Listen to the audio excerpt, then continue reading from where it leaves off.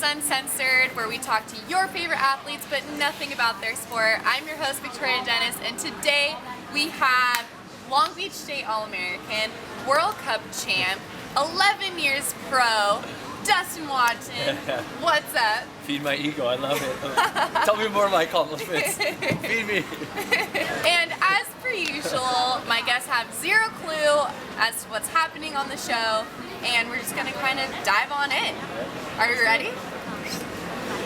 Diving on in. You can get with this, or you can get with that.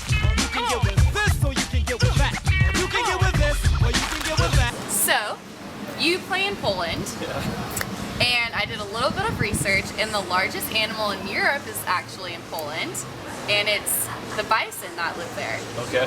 So I want to know, and you also know a lot about meditation and everything, Yeah. so I want to know, would you rather meditate on the back of a bison or a giraffe? A giraffe, because then we can share food. They can get the high-reaching leaves, which as a vegan I love eating. And I think it'd be easier, you know, I can meditate, and once I'm done, I already have a meal ready for me. There you go. Nice. Thinking ahead. So in Poland, they have a lot of different cuisines, obviously, that are custom to the country. So would you rather have pierogi, or liver and onions, or pickled soup? Ooh. Well, pierogies is actually like one of the best dishes out there, and they do it really well. No liver and onions because I am vegan. Right. But also pickle soup, they do the most amazing things with ogórek, which is cucumber, and pickles. So I'd actually go pickle soups because Poland, the soups are the best in the world, and I've already had a vegan pickle pizza, and it was one of the best things I've had. Wow. Go figure. Poland is the most of the least. Nice. Great job, Poland. Okay, so back to doing my research. So there is one man that speaks for all dubbed over television shows in Poland. Is this correct? I don't know. It's correct. I did my research. So if you're watching TV and you want it dubbed over, there's one man that does it for all shows, all voices, women and children. So would you rather watch a dubbed over version of a TV show or try and translate it from Poland? Or from Polish? Polish, because Polish language is the most ridiculous language in the world, and it's really fun to listen to people speak Polish and just laugh because I have no idea what anything could possibly mean because nothing is even close to English. And so I just sit there and laugh for an hour. It'd be perfect. Have you learned any Polish? Yep. Nice. I got jak się masz, which is how are you, which I realized you're not supposed to ever say to people you don't know. And so for about 4 months, until the girl I was dating at the time told me, I would say jak się masz to everyone, and my teammates just laughing. And after the third month, 3.5 months, I was like, jak się masz is like really good. Like, why are they still laughing? And that's when I finally asked the girl I was dating. She was like, you're not supposed to say jak się masz to people you don't know, so they're laughing at you for saying that rather than your pronunciation. I was like, oh. I was like, well, I'm happy my pronunciation is good. So I got jak się masz, kocham twój uśmiech, which is I love your smile, and masz piękne oczy, which is you have beautiful eyes. Aww. He knows what to say, ladies. I usually say this to older men because it's very Catholic there, and people get really like, it pushes people's buttons like, no. That's so funny. And so it's like an inside joke. I'll always say to like older men. They think I'm like coming on to them. And That's so they get funny. really uncomfortable. That's great. But that's Polish humor. So. Yeah, that's amazing. Would you rather know the history of every object you touch, or be able to talk to animals? Ooh, that's such a good question.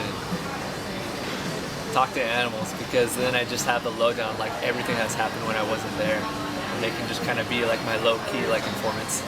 Yeah, nice. And then I'd be able to know where to pet them, what they like. You know, I'm always curious. Like if I pet dogs on the butt, do they like that?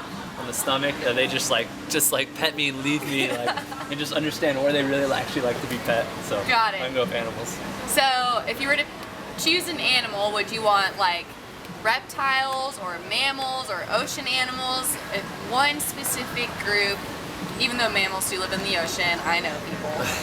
Well, I got the Indiana Jones thing going for me, so I'm like definitely afraid of like reptiles and snakes. So I'm gonna actually, yeah, that's what I should do. Since I'm so afraid of them, I'll actually talk with them. There you go. Maybe get like a Komodo dragon, put like a harness on them. First, like develop the relationship, develop the trust, and then get a harness, and I can like kind of like go like backpacking and like go up to terrains. Nice. So Yeah, think, you just work out, find a common ground, you know, and try and have a solid relationship. Okay. Yeah. Reptiles. There you go. Final answer. Would you rather be able to see 10 minutes into your own future or 10 minutes into anybody else's future? I think other people, just so I can like help them out, because I also believe like it's kind of like whatever's happening is like more or less to like our highest good. Like we always have our personal perceptions, like how life should be, or our personal preferences, how life should be, but a lot of times like we don't really know like what's best for us. They did a show on this on like a kind of spoof on this on Rick and Morty, and he thought like what he was going to was the love of his life, but he realized this future that he was going to was the love of his life, being a nurse and helping him through death. And so it's like we don't really know what's like really going on in our future and like what's the best path. And I think it's kind of good kind of having that phase, but also having some faith that whatever does happen is for like our highest path. Wow, that's a great answer. Thank you for that. Sometimes it works. Yeah, absolutely.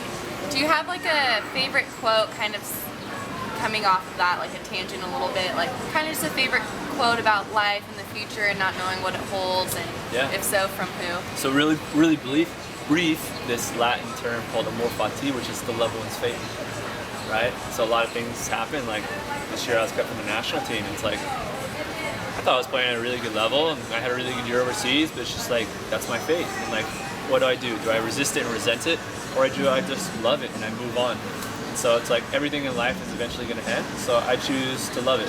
Just be like, thanks for everything. And like, now I move on. And so to love one's fate, whoever it is. It's difficult, but the times where I've embraced it has been really powerful. That's great. And I think really embracing just who you are as a person and situations you get thrown in, because you can't control that. Yep. And you can't control what comes at you, but you can control how you react. Yep. And I think that's really important also. Yeah, you know, my reputation and people's perceptions of me, it's not completely in my control. But how I live my life, the goals I set, the intention I live with, the actions, the words that I speak, how I perceive those things outside of me, my external circumstances and situations, those are within my control. Okay, one more question about meditation. What are your 2 favorite types of meditation, and if you had to pick one to do for the rest of your life every single day, and you can no longer do the other, which one would it be? Yeah, I like this style I've learned from kind of more or less Vipassana meditation, where it's just focusing on sensations. So either scanning throughout my body and the sensations that come up, with judgment or non-judgment, or just focusing on the simple sensations of my breath in and out of my nose. And then also metta meditation, and that's just wishing for love and kindness, not only for myself, but for people I love, for people that are friends, and also for people that, you know, maybe there's some animosity, some resistance, some resentment. And I think there's a lot of power in this type of meditation, and to wishing wellness, to wishing love, to wishing health, even those people that maybe you resent a little bit, those people that, you know, maybe you don't get along with, and just cultivating and manifesting that love through meditation. And if I were to choose one, it would be the first one, just because I believe that this helps me increase the most space in between stimuli and response. So, you know, anything in the world, volleyball, off the court, there's going to be failures, setbacks, things that you don't expect, and how do you respond? Maybe you don't even respond, you just react, right? Someone cuts you off, you honk the horn. So I want to increase that space where I have more time to respond to in alignment to the highest version I can be. And that's always changing, but I want that space where I can respond and be the best version of myself. Not only to love, but to love unconditionally, support our brothers and sisters upon what they feel is important in our lives, right? And so I think with meditation, you strip away the layers of conditioning and you realize what's really important. That's to love, to have compassion, and support others. And again, to love people even if they aren't right. You know, a lot of times we love people, but only if they are living the life that we want them to live. you know, we can love them, but only if they are living the correct life. You know, I think it's really powerful to love people unconditionally, even if they're sinning not just themselves but us as well. So it's difficult, but it's within our control. All right, so switching gears a little bit from Would You Rather, I'm gonna ask some firing questions and put them in the hot seat for a second. So you're in the news and the media a lot, especially in Poland. Yeah. What is the craziest thing you've ever read about yourself or ever heard about yourself? That's a good question. There's probably a lot of better answers, but last year when I was having like difficulties with the team, I read that I was back home in America and the second libero was already preparing to be a starter. And I immediately called the coach. I was like, why did you give this interview? I'm here in Poland. Like, I'm going to lose my contract. And he was like, I gave that interview a week and a half ago when I thought I was going to leave. And so I think that was something where I was just like, wait, what? No, I'm in Poland. Like, I'm going to lose my money. Yeah, oh my gosh. But That's wild. Polish translation is always pretty funny. Some authors are actually really nice and they'll translate it in English too, but it's always great reading translations. I know in Finland, when I started my first contract, a kill or like an attack point, the direct translation was manslaughter. Oh no, that's wild. So luckily as a libero, I didn't commit any manslaughter. Yeah, that's good. That's a good stat to have. All right, so we all know that you are very talented at your craft. Okay. What is your most useless talent? My most useless talent is my main talent, and I just like deflect balls. It's like I'm a 3D like Pong game, you know? It's like the ball's going and I'm just like this, going up and down. That's pretty much my job. It's pretty useless. And so actually after in between my second year and my third year, I just realized like I need to start like doing something with my life, because at that time I was just playing volleyball, which again, I'm just like a Pong. And I was playing computer games. I'm like, I'm not benefiting my life. Like if my contract stops, like who am I? So that's when I started kind of on this quest and just started reading a lot. And now it's just like, I love reading. And so just as an athlete, you know this, like we have a lot of time because it's physically so demanding that we're gonna have a lot of time for recovery. And I like using this time to read up on myself, my environment, my place in the environment, how I can be better, different religions, spirituality, and just how I can navigate life with more ease, more compassion, and when I suffer, to make sure I'm not inflicting more suffering on myself. But pretty much I'm just like Pong. That's me. Yeah. Yeah. Stuck in like a 1994 video game. I put very specific angles on Yeah. balls, leather balls. Yeah. As a vegan, I'm not very vegan, I'm vegan too, Yeah. right? So it's like, what am I doing in life? What do you think one that's not volleyball related? I think, I mean, it's kind of useful, but I'm like, I don't even really think of myself like that great at volleyball, but like I'm very arrogant with my ability to make really delicious and like Instagram appealing smoothie bowls. Like that's my talent. Like I'm so good at making smoothie bowls, and like people are like, oh, I'm not vegan, I don't want anything vegan. Show them my smoothie bowl. They're like, oh, I'll try that. And I'm like, I know you will, because I'm really good at this. So that's the one thing. Like you want a smoothie bowl or an ice cream bowl, like I got you. That's like the one thing I'm so confident about in life. Nice. And I have like, I guess this would be good. I have like the best collection of mason jars like you'll ever see. I think in Poland I have like 28 mason jars where I just like stack food, powders, nuts, seeds. Cool. And it's like I'm really, really impressed with it. And so that's like the most useless skill. It's like I have a great job of mason jars. I just like look at it every morning and just like, good job, Dustin. That's awesome. So when you can't sleep at night, what do you do? So usually I can't sleep at night because I'm like a sleep dork. Actually, last night I was like on my phone kind of late and I didn't sleep. But so if I can't really sleep at night, I'll just wake up and like meditate. And that just kind of calms my mind. But more than often, like I sleep well because I'm the guy that like cuts off blue light at like 60 minutes. If not, I'm wearing like the dorky orange glasses. I'll meditate for 30 minutes. I'll stretch. I'll have my essential oils. I'll do my tea. I have like a spray. And then I also have, recently I've been trying to get like nose breathing. What is your most embarrassing wardrobe malfunction? I think today, I just realized these board shorts I've had for like 7 years, I have a hole in my shorts. Oh no! So that's why I got the fanny pack on. But the world would never know. You would never know. Fanny packs to the rescue. So I like having this like kind of like minimalist thought, and it's like the shorts work, but I guess today it's like, okay, I should probably like go on my Adidas account and get 2 shorts. That's fair. That's fair. So today we're making history together. Yeah. What is something you thought you would have done but have not done yet? Live in India and study under a guru.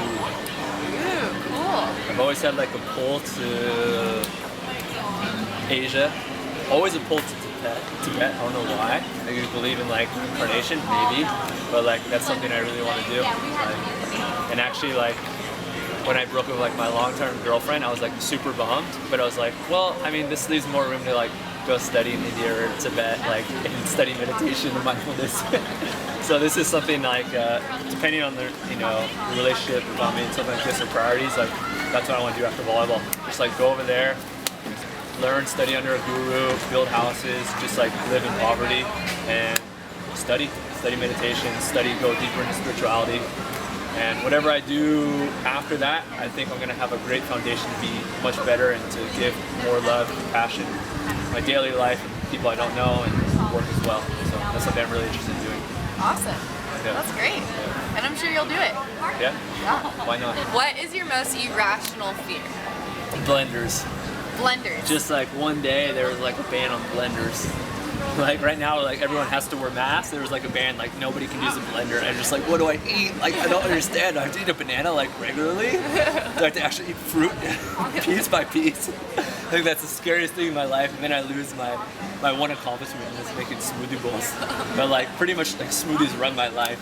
And so the girl I'm dating right now, she's like, I tease her, because I'm like, oh, you don't like smoothies? She's like, no, I just don't like eating 3 or 4 a day. And I was like, well, that's still weird. You don't like eating 4 smoothies a day? So a ban on blenders is the fear I have.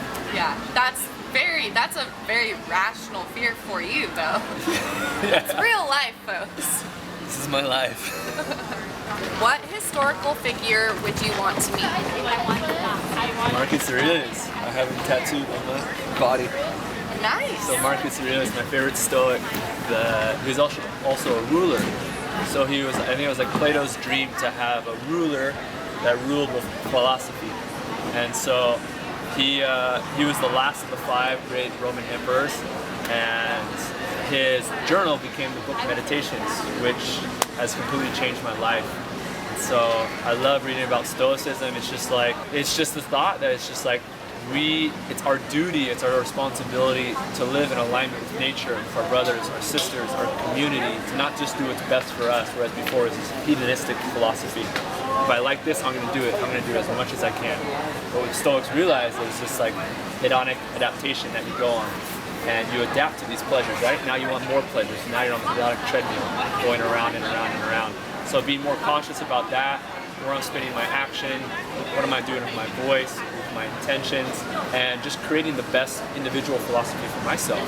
And there's just so much, what they help us realize, there's so much within our control. There's a lot of stuff outside our control. Like I love the thought of the dichotomy of control. There's some things completely within our control, some things that are not in our control. And being more specific, people always talk about like worry what's in our control. But what's really completely in our control, right? So things like making a team, making a roster, playing well, the team winning well, this actually isn't completely within our control. There's other factors in play, right? But our ability to set goals, to prepare, our intention, our actions, getting extra training, being a good teammate, these are all things that are completely in our control. So rather than worrying about the outcome, we should worry about the things that will lead to the outcome, right? And so philosophy for me has been so huge in opening up my eyes to having more control within my life, more control to being a better person, and focusing much more on the process rather than the outcome, knowing the outcome will always work out to our favor. And then once the outcome doesn't work out, how do we reload? How do we recover? How do we recalibrate? Rather than adding more suffering to our lives, because lots of the suffering comes from our perceptions about reality. Wow, that's amazing. So Marcus Aurelius. There you go. Easy answer. Easy answer. Easiest question of the day. Yeah. Wow, fantastic. Yeah. That's a really good one. Yep. And we learned a lot more than we thought we would with that answer. We go deep. Last celebrity to slide into the DMs. Yeah, I wouldn't say like big blue mark celebrities, but I guess the time where I've gotten like kind of fangirlish was I wrote Rich Roll, the guy who wrote the book Finding Ultra. That's kind of spurred me pretty much to everything I'm interested in now in life, but started with plant-based nutrition went to meditation, mindfulness, pretty much spurred me to everything. He has a great podcast right now. It was like 5-6 years ago. He was like kind of going back and forth. He's like, oh, thanks for the compliment. Do you want to be on the podcast? And I was like, no, I can't talk about anything. It was like imposter syndrome, like huge. And like now it's like, oh, kind of blew my chance because this podcast is unbelievable. Has the best guest ever. And the other guy is Michael Gervais. I love the stuff. Sports psychologist for the Seattle Seahawks. He's doing his own stuff right now. He's like killing the quarantine. Pretty much what he's doing, he's working with a couple other volleyball athletes right now, Nicole Davis and Courtney Thompson. And more or less what I want to do when I'm done with volleyball, almost what I'm doing right now, working with some younger teams, but I wrote him as well, I think, complimented him, and he was like, we'd love to get you on an interview. And I was like, great. And just like never reached back. And then I like kind of reached back, I was like, we're gonna do that interview? And he's just like, didn't really get back to him. So I was just like, oh. Man. I was like, pretty excited to talk with Michael Gervais. But it's okay, I'll still follow him and like this stuff. Hey, you never know, maybe one day. Maybe We'll see. Fingers crossed, fingers crossed.